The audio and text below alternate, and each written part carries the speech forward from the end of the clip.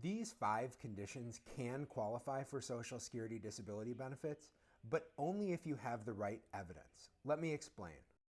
First is fibromyalgia. Fibromyalgia is one of the most difficult conditions to get approved for disability because there's no single test to prove it.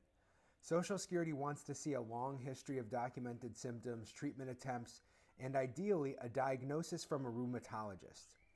If you also have a functional capacity evaluation showing significant functional limitations that would prevent you from doing work activities, your chances of approval go way up. Next is migraine headaches. A migraine diagnosis alone won't get you approved. You need medical records showing frequent, severe attacks, failed treatment attempts, and ideally a headache log tracking how often and how long your headaches last. If your doctor has documented that your migraines cause light sensitivity, dizziness, or force you to lie down multiple times per week, that's the kind of evidence that Social Security takes seriously. Chronic fatigue symptom is tricky because there's no specific test to prove it. Social Security wants to see detailed medical records documenting extreme fatigue, post-exertional crashes, and cognitive problems like brain fog. You'll also need lab tests or imaging ruling out other conditions.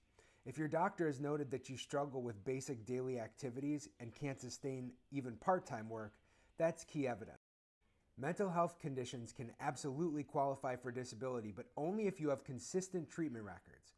If you've been seeing a therapist or psychiatrist regularly, have documented medication trials that didn't work, or have been hospitalized due to your condition, that strengthens your case.